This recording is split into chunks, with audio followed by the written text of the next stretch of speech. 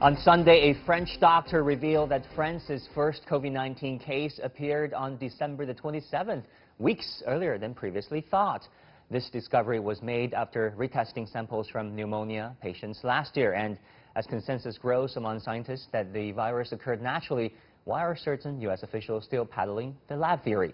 Will the French development change our understanding of COVID-19 and its origins? To find out more, I'm joined by Professor Joav Toker of the American Graduate School in Paris and by Dr. Zhiwei of Nanjing University's Medical School. Gentlemen, why don't I start with you, Dr. Toker in Paris? We heard from Dr. Cohen, head of emergency medicine at the hospital near Paris, that says that on May the 3rd, samples from a patient admitted last December tested positive for COVID-19 last December, and this doctor called on other hospitals in France to retest their samples. How significant do you think this new development is? Well, I'm in no position to comment on that as a scientist, as of course I'm not a scientist, and even less so a virologist, but all of us commenting on international affairs are somehow thrown into some kind of commentaries which combine science, politics, strategies, rhetorics, and all that. So I'll try to do that. If I got it right, what Professor Cohen's next to Paris found was over an empirical sort of procedure. Namely, he went back to check on patients he had in his medical service all the way back to December 2019, those who were suspected or diagnosed with lung-related pathologies, and checked on their positivity or negativity in terms of COVID-19 a posteriori, namely later on, several weeks after their hospitalization, and then found indeed one case which happened to be positive. Now, as far as I understood it, we don't know when does that positivity goes back to in terms of timeline. But it is, of course, an interesting element, together with so many other so-called exceptional cases that have been found not only next to Paris. There are also two cases in northern France, there are two cases in Scandinavia, there are cases in California on the west coast of the United States, which also indicates to early diagnosis of COVID-19 with patients which have not been suspected with that, as we were not aware of the term COVID-19 in December or November. So, how significant do you think these new discoveries are in terms of informing us, all of us, about the origin and also the timeline, as you mentioned, about this virus? Professor They Cohen? are elements in the overall global insight search for clues and for tips in order to little by little do the selection work, the filtering job, but which is completely and 100% scientific. It is not spokesmen of ministries of foreign affairs or commentators on major newspapers or radio or television stations or experts which are there on social networks who can tell us, which thesis is rather more plausible and which one is less plausible. This is the work of scientists. Let scientists do the job, and let scientists do the job with the greatest international cooperation possible and with the least border martyrs. I mean, if for once international borders could collapse, and there would be strictly no difference between the border which separates the United States from Canada, France from Germany, China from Russia, and they could all work at it together, that would have been the blessed gift that this horrible crisis would have given to human race.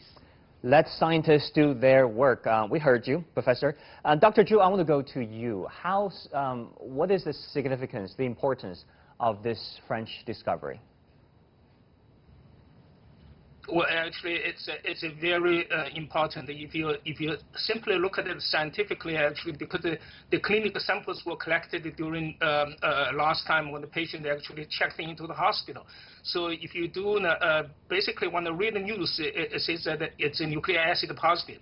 So it should be pretty reliable that when the sample was collected, the patient did have COVID-19 infection. So that says very clearly that. The COVID-19 might be, circulating or might be already present in France, a month before the French official confirmation of the viral infection in France, which is January 24th. So that actually indicates that although the COVID-19 was initially identified in Wuhan because we had a cluster of infections, but it's not very clear how this actually related to the earlier cases in France, because this is a 42-year-old male originally from Algeria, and he visited Algeria in 2019 August somewhere, and then when he came back to France, he actually developed some symptoms like coughing, high fever, and headache, and that's how he actually checked into the clinic. And so this actually tells you a lot. We have to be really cautious that when the virus, the infection started. So as the previous speaker actually mentioned, that it's a highly scientific issue. We have to be cooperating in different countries and looking into the early cases very carefully. But Dr. Zhu, we know that the French case is not a unique or isolated case. In the United States, a few weeks ago, a post-mortem examination in California, for example, revealed that the first coronavirus-related death in the United States happened almost a month earlier than previously thought. Meanwhile, the mayor of Belleville, that is in New Jersey, Michael Melham, said on April 30th that he has tested positive for coronavirus antibodies, and he believes he was sick with the virus as early as last November. Professor Toker, what do you make of this American revelation? Well, we are now, it's a little bit late on the timeline of history of this tragedy to start to do a precise focusing in thing, because we are into, the entire international community now is into sort of a blame game.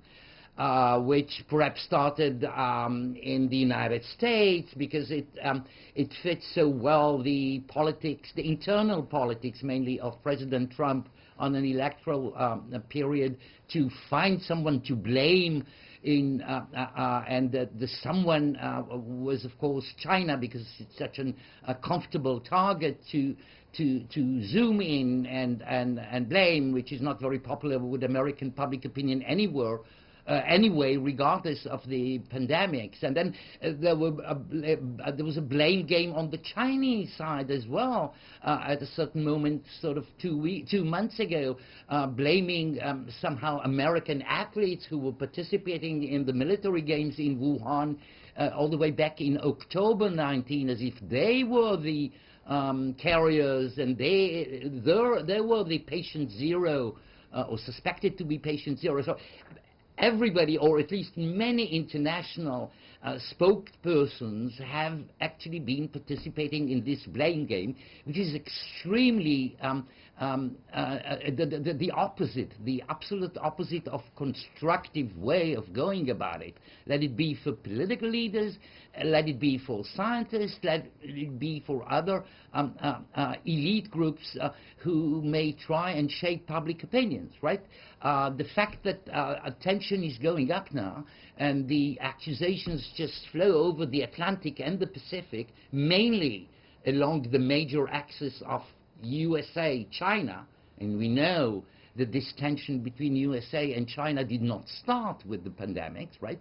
We were actually into an extension of what have been the trade war, what have been polemics regarding other issues such as the Korean issue, such as, well, the list is pretty long, but tension is going up, rhetoric is getting more and more dangerous on both sides of the world, and this is not promising well. This is not an optimistic It's not looking promising. I share your sentiment, Professor. Dr. Wu, Dr. Wu Zhiwei of Nanjing University's Medical School. What do you make of this American revelation? Are these new developments adding to our confusion? I mean, what stage are we at understanding this virus? Well, actually, I think indeed there are some confusions, but what is interesting is that Mr. Michael Melham of the New Jersey, actually, he said he was pretty sick the end of last year in November, and then now he checked his blood and he found that he was COVID-19 IgG positive. So clearly, to me, that you could relate it to his sickness last year, that he was infected. So that actually from the purely scientific aspect, that he was infected, and then now he confirmed it. I think that says that there is a possibility that the virus is actually circulating earlier than what the people thought, because Trump administration actually basically blocked the air traffic in January when China actually had a COVID-19 breakout. So. I think it's very important that to look into the COVID-19 epidemiology and the virus transmission in a more scientific ways instead of playing political games. Unfortunately, the Trump administration basically puts emphasize too much on the political gains, and also it doesn't even listen to its own expert. Today I saw the news that Dr. Fauci, the top virologist in the U.S., was blocked from giving a testimony in the Congress. I mean, this is just it's almost like daily scenes in the White House briefing. Basically, a politician takes the central stage of telling people how the epidemiology is, how the infection situation in the U.S. Traditionally, U.S. CDC responsible for giving education, giving the updated information to the general public, and also give advice on how to prevent the virus, particularly in the health crisis. So I think the whole thing is hijacked by certain politicians for certain political gains. It's an unfortunate situation right now. All right, I think you guys couldn't have summed it up better. Let scientists do their job.